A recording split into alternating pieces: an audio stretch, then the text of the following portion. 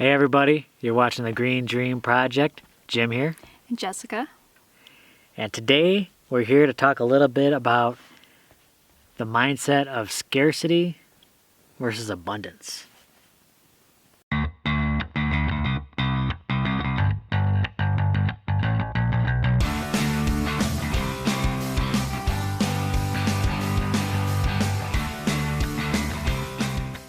So when we talk about scarcity and abundance, you can think of it in physical terms, like when something's scarce, there's not enough of it, and abundance is, a lot, maybe more than you need.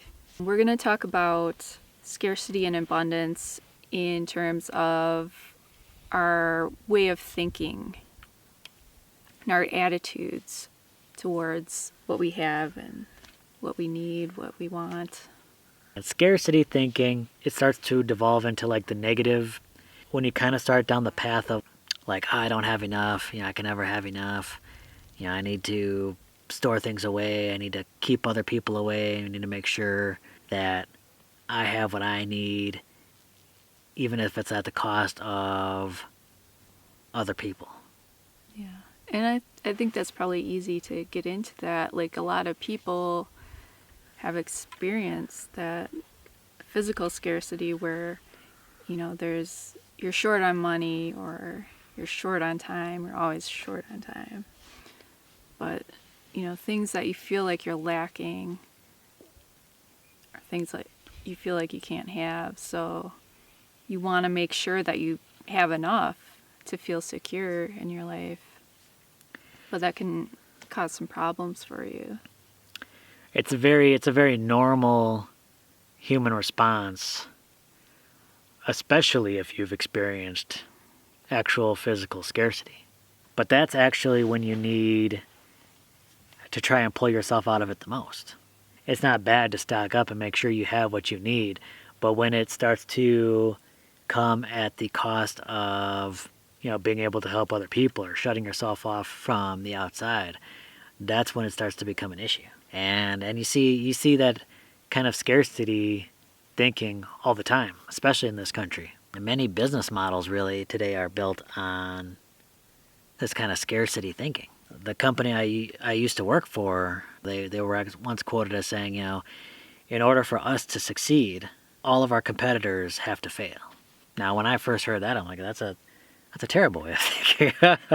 In other words, like, there's only so much pie. So in order for me to get the pie I need, nobody else can have any pie. I have to have the whole pie. But that's just not true. We'll get into that.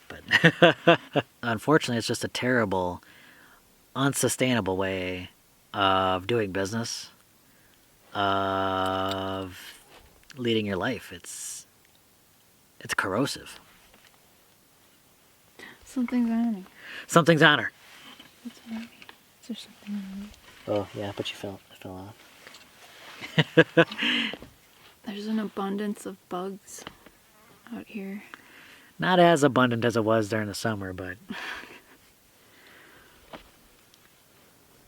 if anyone wants to share in any of our bugs,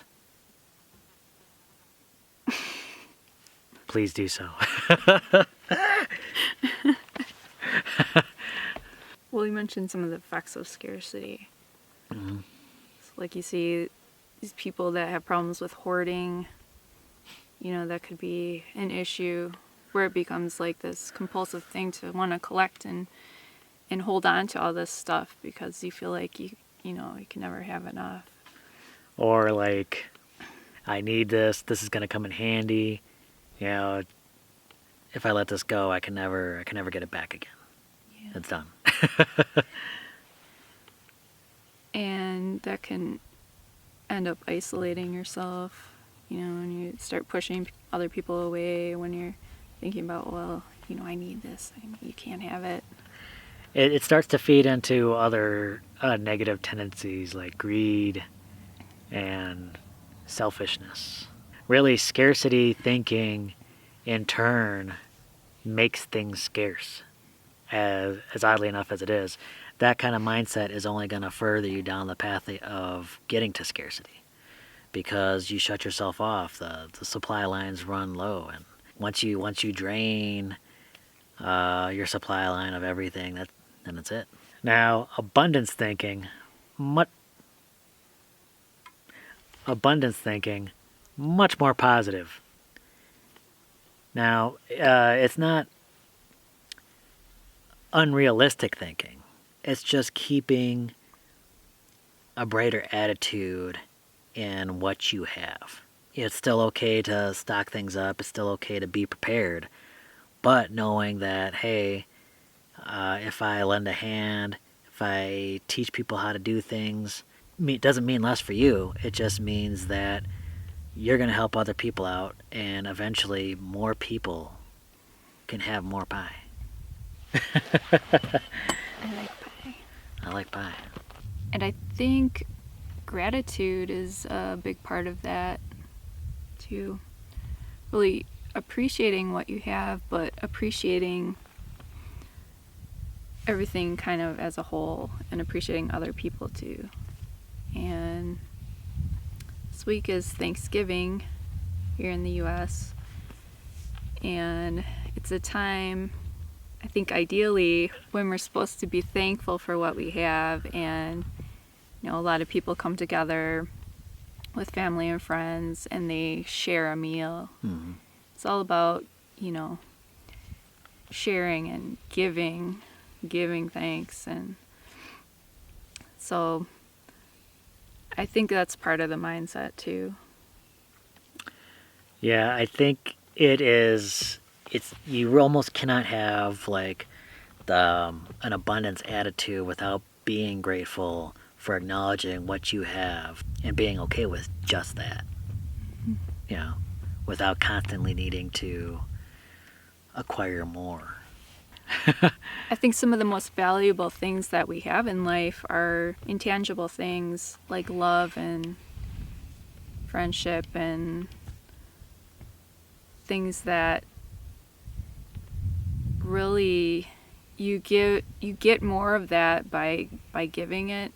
No, for sure. And that's all part of too, like about not just helping family and friends. I mean, people can become friends when you start helping them out, but it's also about building community. It's a big part of what permaculture is about, and I cannot stress enough how important it is to, you know, help people out when they need, teach people when they don't have the skills, show them how things could be better. And especially when you do that, when you start building community, and you start to develop people with like minds, it's only going to make you stronger.